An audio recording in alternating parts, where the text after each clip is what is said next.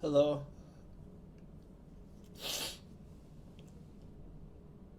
So, I watched a video on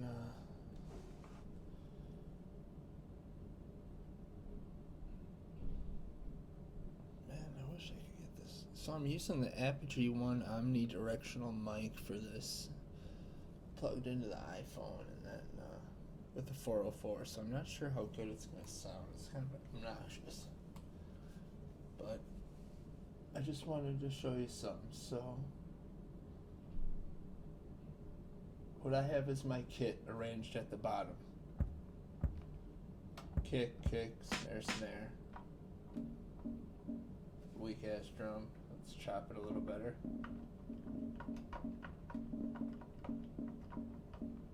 It's just a bad pad.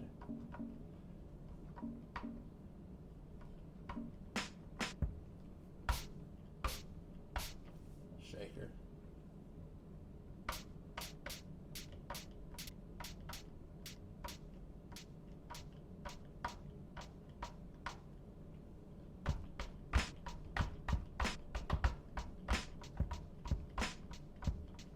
So there's two ways that I've learned to do this. I could resample it, and then I'm going to try to play these pads.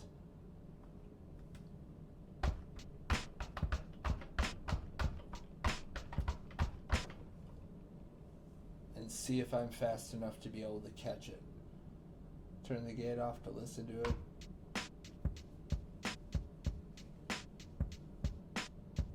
See how it's a little bit off. So now from there I could sit and I could try to chop it a little bit from either end, right?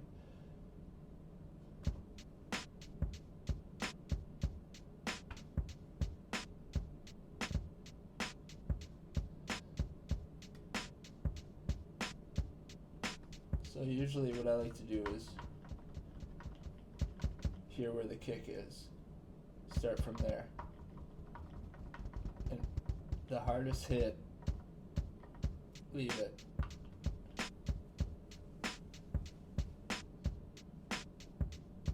Close.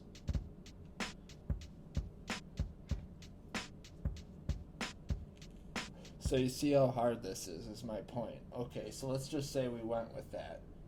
And we're going to add something to it. Now I have these.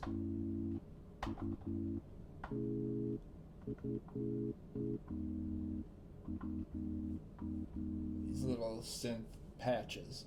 And I'm going to play it to this. So it'll be...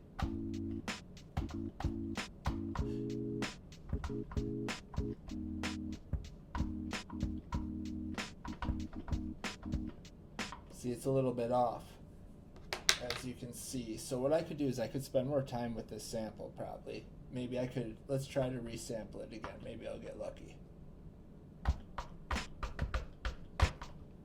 See, you know.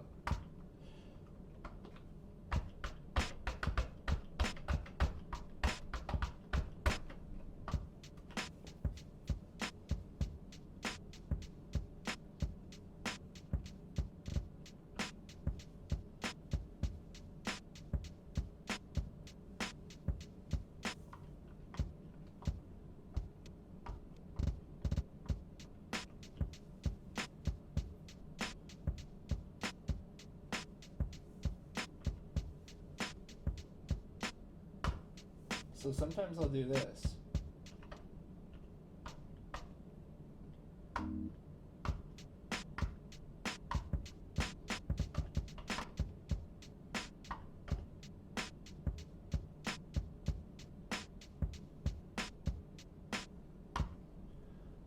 I'll do this and then I'll take the loop off and then I'll let it pause where I think it's correct and I'll resample it. So I go resample, record. I should go slower. Resample, record, starts blinking. I'm going to use that pad. That's the only pad I have left in my entire sample bank. It's going to blink on the record button. I'm going to hit it again. Now I can start playing to my own rhythm, essentially. I guess I didn't really explain that. Or I can resample something, and in this case, that's what I want to do. I want to resample this so I can get it in time.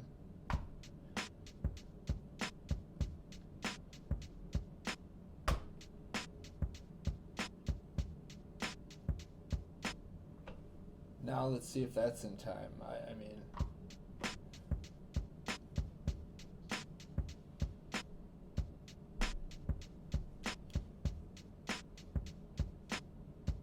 yep, that's about as good as it gets. So now we're going to try to sample that with this. So my point is that this is a lot harder, but so is the other mode. So now let's try to add to that. So I can delete this one and keep this, and I can go resample, record, open bank, record. Now I know these three banks have my synth patches, but I need to launch this one at the same time.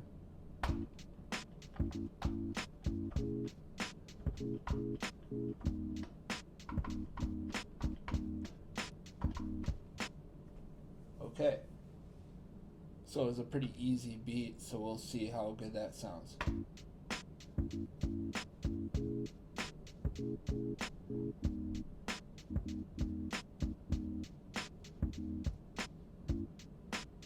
Not bad. Okay. So delete this one and make this one available, and I'll resample it to add this.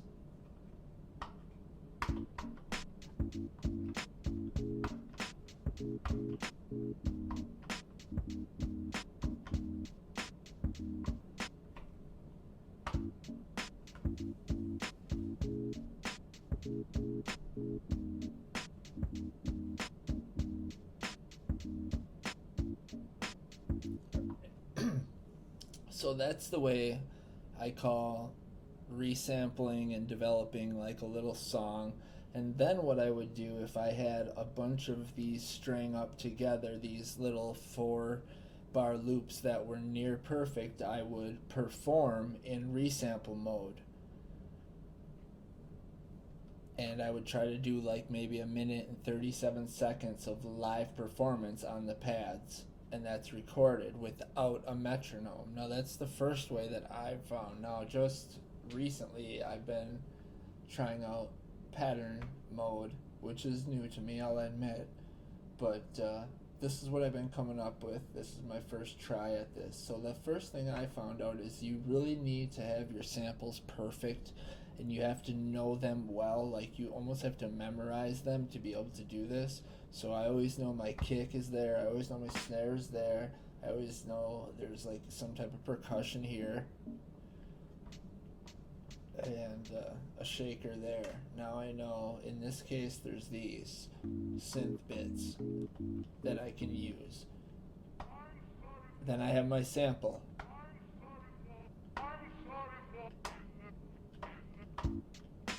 We can delete that, that's from before. Well, no, we'll leave that. That's the end result of the first style. So here's the second style, pattern mode. So then you hit record, then you pick one, then you get this metronome sound of which you can change how loud it is. That's not how you do it. We want it at 90. You can change the BPM. Then you go to quantize, and this is something that like you can use if you want, but the other way you don't do it at all. So that's just totally freehand, and that's kind of interesting. What I've heard is the best thing that works is either 4, 8, or 16, and really the only people I've ever seen do it are a couple people on YouTube, and I understand that if you're using the 16 mode that you would be trying to do 16 notes and stuff of that nature, but for this we're not really doing that, and 8 works pretty well. I think it works best for quantize for me so far, and this is basically the first time I've even tried this way. So now I have the length, how many bars, 4 bars. Could change that to as many bars as you want, obviously, which you know you don't want to go overkill on that, but I thought I could turn down. Yeah, you can turn down that sound, so you don't have to record to it. If you can record to the way it looks if you're that good. I'd keep it on a little bit, but let's see. So if I hit it, that means I gotta be ready.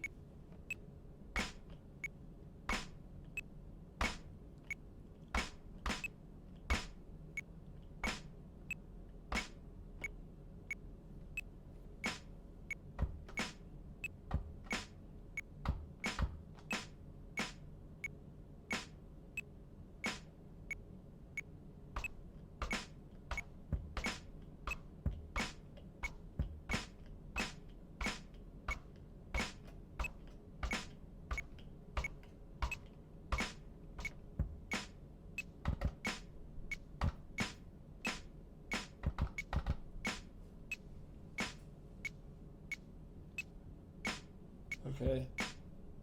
Now if I press record, it'll go into rehearse mode, and now I can rehearse what I want to do for this. It could be like whatever.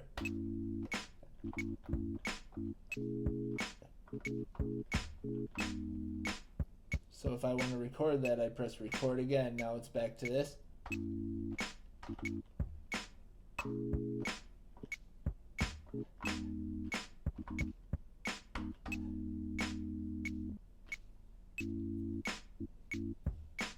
And I can go back to rehearse again, check out my samples.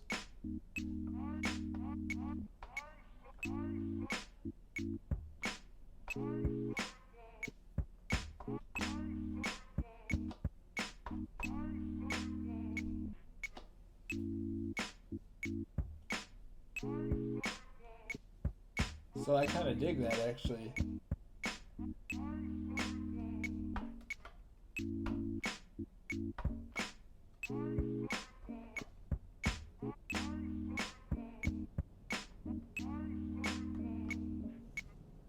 So let's hear that without that. Okay.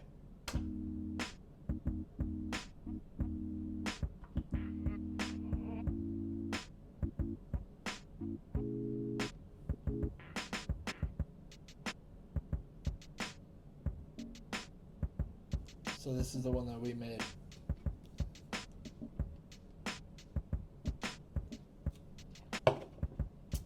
So there's some things that I do really like about this, but then there's also some things that I don't. It's more structured, so what you have is, these are your scenes.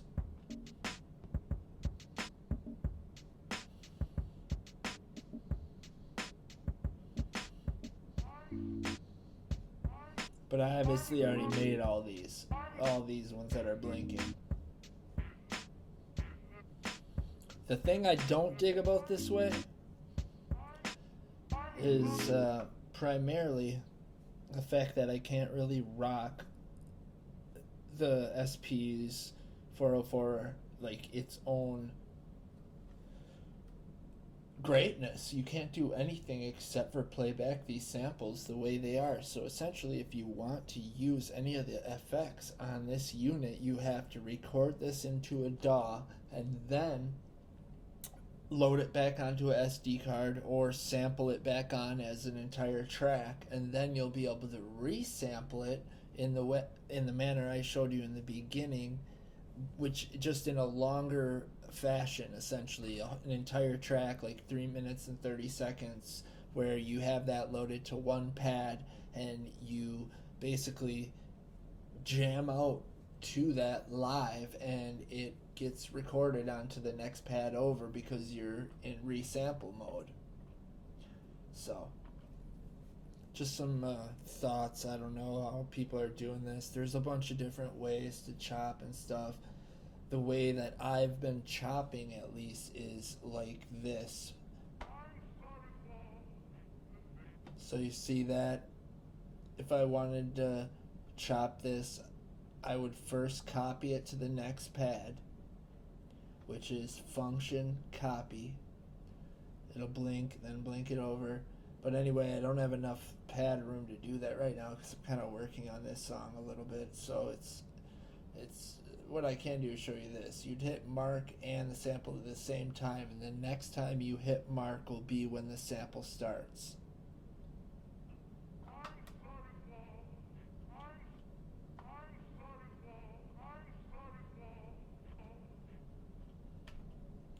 And to turn it off, you have to hit both for some reason. It's weird. So I wanted to just get it for the things. Yep. So that's just a way, and then I would go on to the next pad. But anyway, leave your comments, please. This is always kind of a interesting thing. The SP-404, you know.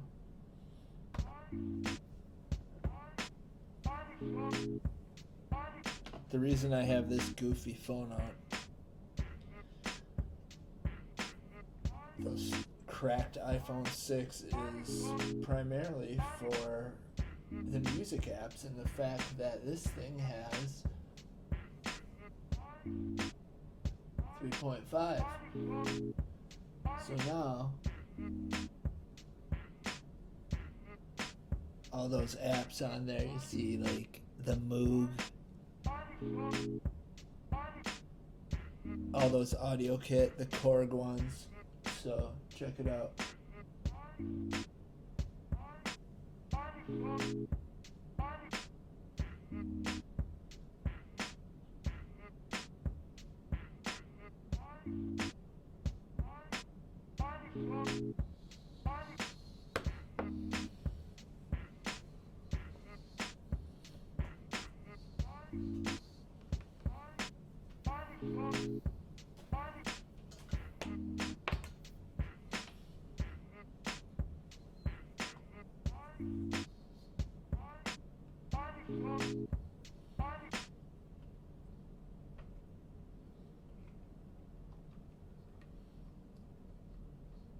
So now I have the iPhone 6 Plus plugged in with Audio Kit's 808.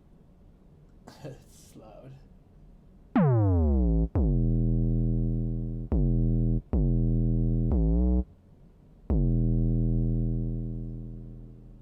Okay, so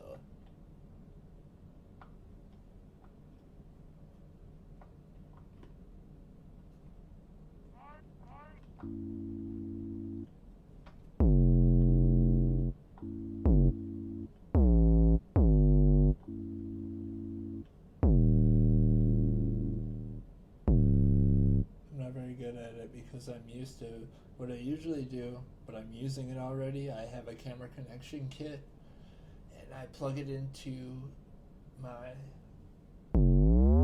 Korg, which is right here. Sure.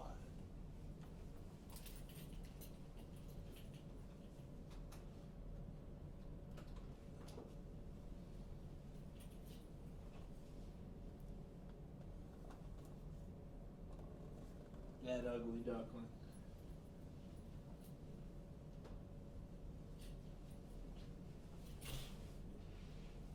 So anyway, the thing is you're able to just take any of these sounds, whether they be that or let's say it's the Korg K oscillator, you can just record directly into this thing. It's kind of fun.